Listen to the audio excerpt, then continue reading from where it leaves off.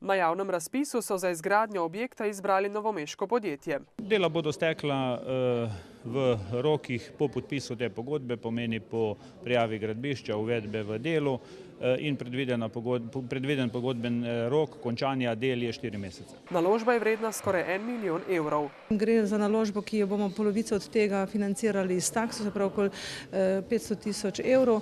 Ostalo naložbo bomo pa iz lastnih sredstev, pa vendar mislim, da je to prava odločitev. Na občini sicer načrtujejo, da bo ta projekt prinesel zmanjšanje količine odloženih odpadkov. Kar pomeni, da bomo iz danih 50%, ki jih od vseh zbranih odpadkov, ki jih odlagamo na deponijo samo še od 30 do 35% odložili.